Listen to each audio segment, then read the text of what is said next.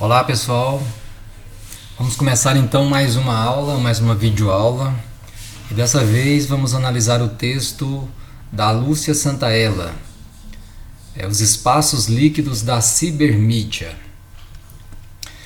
A Lúcia Santaella ela é brasileira e ela é uma teórica de semiótica.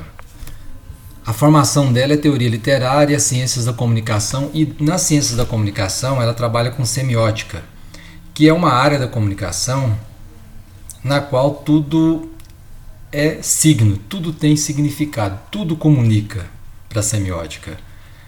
Ela é professora da PUC de São Paulo e é uma autoridade nacional quando se fala em comunicação, em internet e em novas mídias.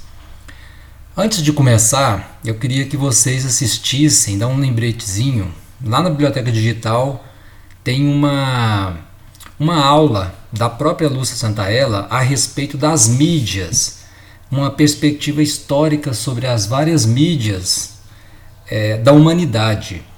É muito interessante porque é bem didático e vai esclarecer o momento atual, quer dizer, em que ponto nós estamos. Antes desse momento da internet, que outras mídias apareceram. Então, dá uma chegadinha lá, pessoal, na biblioteca virtual e assistam a aula da Lúcia Santaella. Principalmente os primeiros 25 minutos, que é onde ela vai dar essa perspectiva histórica sobre as mídias. Bom, esse artigo da Lúcia Santaella, Os Espaços Líquidos da Cibermídia, qual o objetivo dele no curso? Primeiro, no módulo 3, a gente viu a sociedade em rede do Manuel Castells, que é uma perspectiva sociológica a respeito da nova sociedade que se forma baseado nas tecnologias da informação e da comunicação. Agora, o que nós estamos querendo? Uma compreensão da internet, porque esse artigo da Lúcia Santaella vai falar especificamente da internet, que é uma das tecnologias da informação e da comunicação, a mais importante delas no caso, né? Essa perspectiva, e a Lúcia Santaella vai trabalhar com a internet de uma perspectiva da semiótica, ou seja, vai tratar a internet como linguagem, né? Como um meio de comunicação, como uma mídia. Então a gente vai ter aqui, o ponto de vista do Castells era um ponto de vista sociológico. Aqui a gente vai ter uma análise de um outro objeto, que é a internet, não a sociedade em rede especificamente, mas a internet, que é uma dessas tecnologias em que se baseia a sociedade em rede, e o ponto de vista é comunicacional. Vocês vão ver que é um pouco mais técnico. Técnico não do ponto de vista da informática, claro, mas do ponto de vista das ciências da comunicação. Ela começa introduzindo no texto dizendo que a comunicação na internet é criada e distribuída na forma digital. A comunicação hoje que circula entre nós, ela é, tanto na sua criação quanto na sua distribuição, é por meio digital. O que é a forma digital? Nós não vamos entrar muito nesse detalhe, mas basicamente ela se contrapõe à comunicação analógica.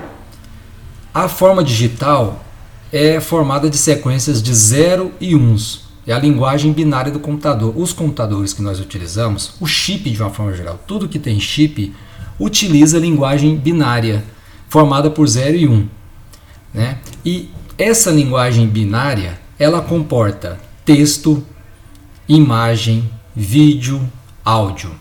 Ou seja, tudo que nós produzimos até hoje em termos de mídia, né, escrita, imagem em movimento, que é o vídeo, sons, tudo isso é passível de ser convertido em linguagem binária, em sequências de zeros e uns. E essas sequências, elas são processadas pelos computadores e transmitidas pela rede mundial, que é, no caso, a internet. Então, basicamente, esse é o ponto de partida do qual nós vamos sair. Outra coisa interessante a respeito do artigo da Lúcia Santaella, nós vamos estudar nesse artigo apenas os subcapítulos e as partes desses subcapítulos que nos interessam. Eu vou pular algumas coisas que são mais técnicas e muito específicas da área de comunicação, eu vou saltar. A gente vai ver só o que interessa pra gente, tá bom? Como a internet funciona?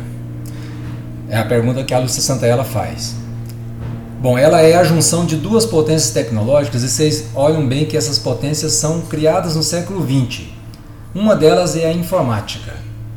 A informática e sua grande capacidade de armazenar dados e de processar essas informações armazenadas. Então, uma das potências da internet é a informática. A outra é as telecomunicações, também surgida no século XX, que possibilita a conexão em rede dos computadores. Ou seja, esses computadores que têm uma capacidade imensa de armazenamento e processamento, por meio das telecomunicações, eles viram uma rede não hierarquizada. Ou seja, todos os computadores que estão na rede, na internet, eles estão sem hierarquia. Quer dizer, existem servidores que são computadores grandes, mas eles não são superiores a nenhum outro tipo de aparelho. É tudo horizontal. Uma outra coisa interessante do funcionamento da internet é que ela é, como todos nós sabemos, enorme. É uma rede imensa que cobre todo o planeta. Ela é muito complexa e é descentralizada, a questão da falta de hierarquia. Ou seja, ela não tem um centro comum específico. Também ela não tem regras. Quer dizer, não existe regras de funcionamento da internet, não tem dono e não tem censura. Quer dizer, um ou outro meio, o Facebook, o Google pode resolver fazer algum tipo de censura, mas uma censura total na internet não existe. O que existe na internet é uma espécie de o que a Lúcia Santaella chama de netiqueta, quer dizer, existem os próprios usuários vão desenvolvendo modos, para você se comportar na rede. Então, a internet ela vai formar o que a Lúcia Santaella chama de ciberespaço, um espaço cibernético, que é um espaço informacional sem fronteiras, ou seja, é um espaço líquido, que não tem forma definida, um espaço que cobre todo o globo. Então a internet vai formar uma espécie, quando a gente fala de espaço, a gente pensa no mundo físico, Agora, esse espaço da internet é um espaço que a gente chama de informacional, ou seja, um espaço de comunicação, de circulação de informações. E onde está este já que é um espaço, o espaço está em algum lugar. Ela responde: em um lugar sem lugar, o que é um paradoxo, Como é que pode haver um lugar sem lugar? Mas por que esse ciberespaço é um lugar sem lugar? Ela faz referência inclusive ao mundo de Oz, parece o espaço mágico do reino de Oz, um espaço que está na imaginação, mas não é uma imaginação, é um espaço que forma uma realidade. Esse espaço, ciberespaço, ele é uma realidade, só que ele é uma realidade virtual, que tem as características de ser multidirecional. Multidirecional por quê? Porque a informação trafega em todas as direções. Não existe computador na internet que é só receptor e computador que é só emissor, por exemplo. Todos os computadores são produtores, emissores e receptores de informação. É um espaço artificial, óbvio, Afinal de contas, ele depende de máquinas, de integração entre essas máquinas. E é um espaço que está em rede a nível global. Ou seja, ele está por todo o globo. Por isso que ele é um lugar sem lugar, mas de certa forma ele está em todo lugar. É um espaço formado por computadores. Na verdade, ela diz computadores, mas a gente pode dizer que ele é formado por chips. Porque não só de computadores a internet é integrada. Por exemplo, a internet das coisas, que está surgindo agora e na qual os eletrodomésticos vão fazer parte da internet, né?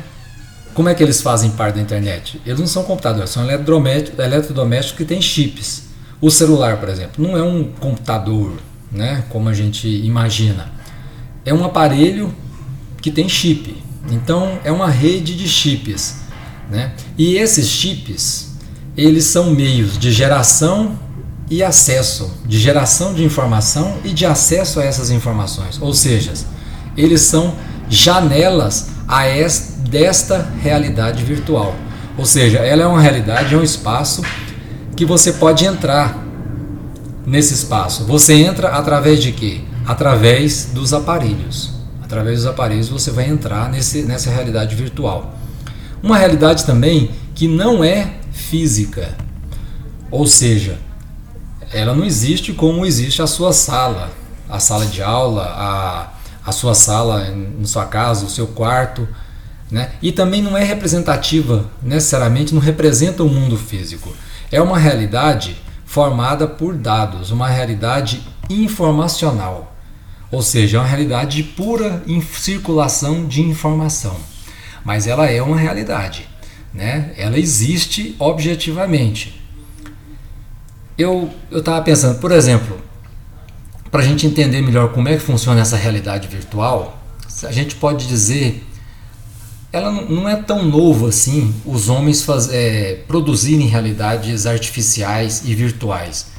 Se você pensar nos mitos gregos, por exemplo, né, que é uma coisa que ninguém acredita mais, e os gregos acreditavam na época, os mitos gregos eram uma espécie de realidade dessa maneira, uma realidade virtual.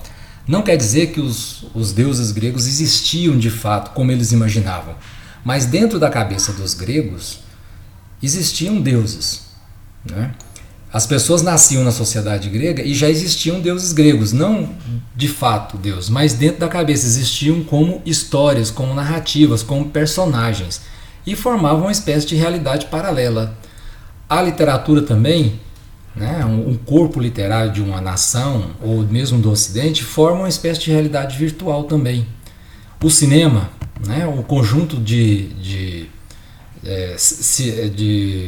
filmes de um país ou de um povo também é uma espécie de realidade virtual que existe, né? Existe num lugar sem lugar e que as pessoas acessam indo ao cinema ou assistindo um filme na televisão.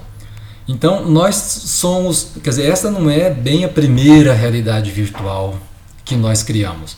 Talvez seja uma realidade muito diferente das outras, né? Muito mais interativa, digamos assim. É isso que nós vamos estudar aqui agora. Bom, então, onde é que está o ciberespaço? O ciberespaço, ele está em todo lugar, em um lugar sem lugar. Nesse paradoxo, ele é um mundo virtual, global e coerente, ou seja, é uma coisa que existe, está em todos os lugares e existe de forma tão objetiva que a Lúcia Santaella diz, e ele independe de como é acessado ou navegado. Esse mundo virtual, ele está lá à sua disposição, mesmo que você não entre nele, mas ele existe. Existe o mundo da internet, existe o ciberespaço. Ou seja, ele é objetivo, apesar de ser virtual. E é uma virtualidade que está, então, disponível aos usuários. Assim como a língua, aí ela faz a comparação da internet com as línguas, né? As línguas, elas estão disponíveis para nós. Quer dizer, você pode usar ou não usar a língua, você pode interagir com as pessoas ou não utilizando a língua. E a língua, ela existe, pensa bem, ela existe antes de nós nascermos e depois que nós morrermos ela vai continuar a existir. Assim também é a internet. Existem pessoas, né, as crianças de hoje, elas nasceram e a internet já estava lá. É uma realidade objetiva, virtual, mas objetiva. E provavelmente quando elas morrerem, a internet vai continuar lá. E esse mundo virtual existe, você pode entrar nele de várias formas, né? Através de várias tecnologias, de várias maneiras. Você pode entrar com realidade virtual, aparelhos de realidade virtual, aqueles capacetes, os óculos do Google. Você pode entrar através de um celular, você pode entrar através da sua televisão, do eletrodoméstico. E a maneira mais comum através do computador. A primeira maneira, e talvez ainda mais comum, através de um computador.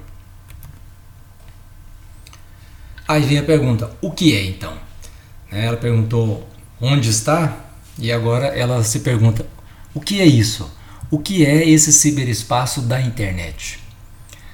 Eu vou citar ela aqui literalmente. É todo e qualquer espaço informacional multidimensional que, dependente da interação do usuário, permite a este o acesso, a manipulação, a transformação e o intercâmbio de seus fluxos codificados de informação. Ou seja, ela vai afirmar, é um espaço de circulação de informação, um espaço informacional, que permite acesso a essas informações, manipulação dessas informações, transformação das informações e a troca dessas informações. Ou seja, é um espaço interativo que circula informação e que é interativo. E esse espaço ele vai se abrir quando você se conecta à rede por qualquer meio. Ou seja, é um espaço que se abre quando você encontra uma janela para ele. E quais são as janelas? Essas janelas são os chips, né? Os chips do seu celular, o chip do seu computador, o chip do seu eletrodoméstico. Então, esse espaço ele está lá, ele permite você acessar a informação, manipular, transformar, criar, trocar com outras pessoas.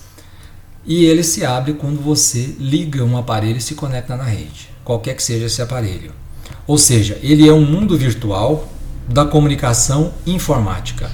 Ou seja, ele é um mundo de comunicação. Veja bem que a perspectiva da Santaella é bem a perspectiva comunicacional mesmo, a perspectiva semiótica.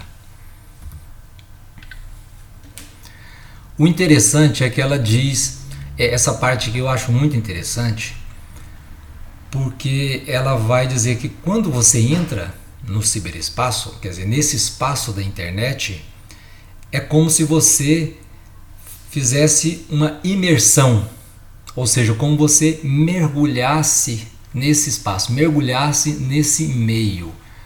Aí a imersão ela se relaciona à navegação, à viagem, numa espécie de mundo paralelo. Tanto é que tem o termo internauta, ou seja, ele é um meio de comunicação no qual você entra dentro. Você entra e depois que você entra, você anda ali dentro. Por isso que ele é um mundo virtual. Vocês não têm a sensação de quando entram na internet, parece que vocês realmente estão em uma espécie de realidade paralela. E vocês é que se levam aonde vocês querem. É bem diferente, por exemplo, da televisão. Vocês podem até entrar, mergulhar no mundo da televisão, mas aquele mundo lá, você não navega nele. Ele é que te navega. Você entra no mundo da televisão e você dança conforme a música. Ou seja, você assiste o filme que aparece, o máximo que você pode fazer é navegar pelos canais. A internet não tem nem esse negócio de você ficar limitado a canais. Você entra e vai aonde quer, ou aonde você puder, aonde as suas forças permitirem, de certa forma. Por isso que ela diz que é um mundo de imersão e que vai exigir um novo tipo de leitor, vai definir um novo tipo de leitor, que ela chama de leitor imersivo, ou seja, um leitor que vai mergulhar e navegar naquele espaço. Aí você fala assim, mas leitor?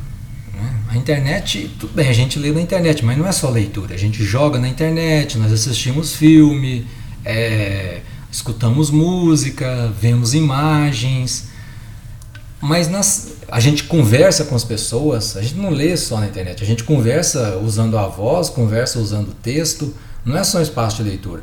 É que para a semiótica, toda comunicação, toda forma de comunicação é uma forma de leitura. A leitura para a semiótica ela é muito mais ativa do que simplesmente você ler e receber conteúdos. Então, por isso que ela chama de leitor o usuário da internet. Ou seja, o leitor é ativo, Ele interage também. A interação também é um tipo de leitura. E tudo para a semiótica, que é a perspectiva da Lúcia Santaella, tudo é texto. Tudo é signo, tudo exige leitura e tudo exige significação. Então, o espaço da internet não deixa de ser também um espaço de leitura. E o usuário não deixa de ser um leitor, mesmo que ele seja um leitor que vai produzir conteúdos também. Um leitor autor, no caso. Aí ela vai falar a respeito desse leitor imersivo, as características dele, né? E vai dizer, olha, ele se contrapõe ao leitor contemplativo e ao leitor movente, que são os leitores das eras anteriores à internet, né? Ele diz que cada leitor desse tem um modelo cognitivo, ou seja, tem uma forma de significar, uma visão de mundo bastante peculiar. E vai dizer, olha, o leitor contemplativo é o leitor da idade pré-industrial, ou seja, o leitor na época da mídia do livro impresso, na qual prevalecia o livro impresso do Gutenberg. Esse leitor contemplativo vai ler o mundo como uma imagem expositiva, fixa. Então ele vai contemplar o mundo e contemplar os livros, contemplar as imagens do mundo, as representações do mundo. Depois, na era industrial a gente fala de revolução industrial, né, inglesa, quer dizer, a partir da revolução industrial, começa a surgir um outro tipo de leitor, que ela chama de leitor movente, que é o leitor que a gente pode chamar de moderno também, que é o leitor do mundo em movimento, ou seja, um leitor que vai ver o mundo como uma coisa que está sempre mudando, sempre alterando, e é um leitor das mídias, digamos, mais modernas, leitor do jornal, ou seja, o leitor do rádio, leitor do cinema, olha o cinema, imagem em movimento, e também o leitor, o espectador, mas ela chama de leitor também, da televisão. Ou seja, as mídias desse leitor movente, que exige um leitor movente, são outras mídias, não é mais o livro impresso, são as mídias elétricas, com exceção do jornal, né? O jornal é uma mídia impressa, mas é uma mídia impressa muito, digamos assim, dinâmica. Todos os dias sai jornal e tal. Mas as outras mídias do leitor movente são as mídias baseadas em eletricidade, televisão, rádio, cinema. A gente pode colocar a música, né? Os discos de música, a vitrola no caso. E ele é um leitor das grandes cidades, um leitor dos grandes centros urbanos. Com o aparecimento da internet, vai aparecer um outro tipo de leitor, que é o que nós estudamos, que é o leitor imersivo, o leitor da era digital. Ou, para a gente usar um termo do Manuel Castells, o leitor da sociedade em rede. Essa sociedade, as mídias predominantes são as tecnologias da informação e da comunicação. Entre elas, a mais importante, a internet. Esse leitor, ele não vai ver só o mundo em movimento, ele vai navegar no mundo virtual do ciberespaço, ele vai ser um internauta. Por isso que ele é um leitor imersivo, ele vai entrar dentro desse espaço virtual, do ciberespaço, e vai navegar e interagir com outras pessoas e com esse próprio, com os conteúdos, com as informações desse ciberespaço. A ponto, quer dizer, é uma espécie de nova era mesmo, né? Quando se fala em um novo leitor, gente, isso tem uma implicação muito interessante, muito grande, porque falar que existe um novo leitor é dizer que existe uma nova visão de mundo, né? Uma nova forma de se comunicar, de reagir, de interpretar o mundo. Então, quando você tem mudanças de formas de leitura do ponto de vista da semiótica, na verdade você tem mudanças no mundo todo. Veja bem, o leitor contemplativo, ele é da idade pré-industrial. O leitor movente é da era industrial, ou seja, quando você entra na era industrial, você muda o tipo de visão de mundo, de perspectiva. Quando você inaugura a era digital, você está criando um outro tipo de perspectiva de mundo também, que é um outro tipo de interpretação do mundo, que é o leitor imersivo, no caso. Então, como esse ciberespaço é essa novidade tão grande, e realmente que provoca, que certamente está provocando e vai provocar muitas mudanças no nosso mundo, é um lugar uma tecnologia, a internet é uma tecnologia que cria uma espécie de nova cultura, que o Pierre Levy, outro importante teórico da internet, que a gente não vai ver por falta de tempo, chama de cibercultura.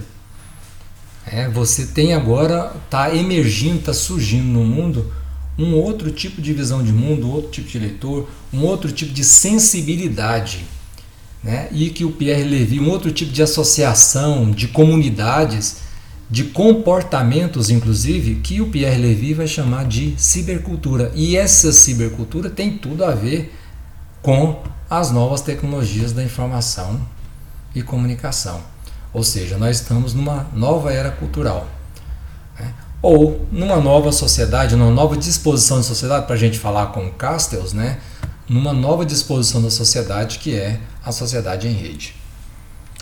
Bom, pessoal, então é isso aí, a gente acaba de ver aqui agora uma perspectiva a respeito da internet, que é uma tecnologia da informação e da comunicação, a mais importante dela, que são as espinhas dorsais da sociedade em rede. Tá ok? Então, muito obrigado. Vamos finalizar agora.